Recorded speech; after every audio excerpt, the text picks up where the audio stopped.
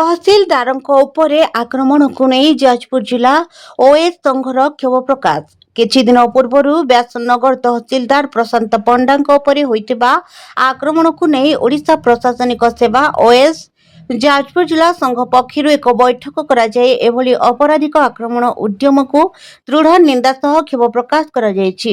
ଆଜିର ଏହି ବୈଠକରେ ଜିଲ୍ଲାପାଳ ଅମ୍ବର କୁମାର କର, ଅତିରିକ୍ତ ଜିଲ୍ଲାପାଳ ରାଜସ୍ୱ ଶିବାନନ୍ଦ ସ୍ୱାଇଁ, ମୁଖ୍ୟ ଉନ୍ନୟନ ଅଧିକାରୀ ଦେବୀପ୍ରସାଦ ମହାନ୍ତିଙ୍କ ସମେତ ଜିଲ୍ଲାର ବହୁ ବରିଷ୍ଠ ଓଏସ୍ ଅଧିକାରୀ, ଯାଜପୁର ଜିଲ୍ଲାର ସମସ୍ତ ତହସିଲଦାର, ଗୋଷ୍ଠୀ ଉନ୍ନୟନ ଅଧିକାରୀ ଏବଂ ସମସ୍ତ ଡେପୁଟି କଲେକ୍ଟର ଯୋଗ ଦେଇଥିଲେ। ଅତିରିକ୍ତ ଜିଲ୍ଲାପାଳ ରାଜସ୍ୱ ଆକ୍ରମଣ ଦିନର ଘଟଣାକ୍ରମ ସମ୍ପର୍କରେ ସବିଶେଷ ବିବରଣୀ ପ୍ରଦାନ କରିଥିଲେ। ସୂଚନାଯୋଗ୍ୟ ଯେ ଅବୈଧ ଲଘୁ ଖଣିଜ ଚାଲାଣ ମାମଲା ସମ୍ବନ୍ଧୀୟ ଖବର ପାଇ ବ୍ୟାସନଗର ତହସିଲଦାର ଛାପା ମାରିବା ପାଇଁ ଘଟଣାସ୍ଥଳରେ ପହଞ୍ଚିଥିଲେ। ସେଠାରେ ତହସିଲଦାରଙ୍କ ଉପରେ ଟ୍ରାକ୍ଟର ଦ୍ୱାରା ଆକ୍ରମଣ ହେବା ପରେ ସେ ଗୁରୁତର ଆହତ ହୋଇ କୋରେଇ ଡାକ୍ତରଖାନାରେ ଭର୍ତ୍ତି ହୋଇଥିଲେ ଏବଂ ପରେ କଟକକୁ ସ୍ଥାନାନ୍ତରିତ କରାଯାଇଥିଲା।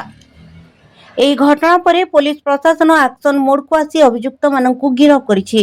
ଜଣେ କର୍ତ୍ତବ୍ୟରତ ଅଧିକାରୀଙ୍କ ଉପରେ ଏଭଳି ଆକ୍ରମଣ ନିଶ୍ଚିତ ଭାବରେ ଦୁର୍ଭାଗ୍ୟଜନକ ଏବଂ ନିନ୍ଦନୀୟ ବୋଲି ବରିଷ୍ଠ ଓଏସ୍ ଅଧିକାରୀମାନେ ମତବ୍ୟକ୍ତ କରିଥିଲେ।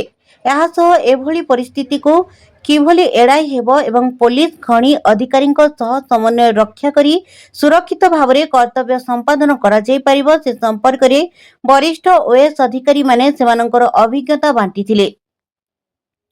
ଏଥିରୁ ନବନିଯୁକ୍ତ ଅଧିକାରୀମାନେ ଏ ଦିଗରେ ସଚେତନ ହୋଇପାରିବେ। ଆଗାମୀ ଦିନରେ ସଂଘକୁ ଆହୁରି ସୁଦୃଢ଼ କରାଯାଇ ପ୍ରତି ମାସରେ ଜିଲ୍ଲା ଓଡ଼ିଶା ପ୍ରଶାସନିକ ସେବା ସଂଘର ବୈଠକ ଡାକିବା ନେଇ ନିଷ୍ପତ୍ତି ନିଆଯାଇଥିଲା। ଏହାସହ ବୈଠକର ରିଜୋଲ୍ୟୁସନରେ ସଂଘର ସମସ୍ତ ଅଧିକାରୀ ସ୍ୱାକ୍ଷର କରିଥିଲେ ଏବଂ ଏହାକୁ ରାଜ୍ୟ ଓଏସ୍ ସଂଘ ନିକଟକୁ ପ୍ରେରଣ କରାଯିବ ବୋଲି ସୂଚନା ମିଳିଛି।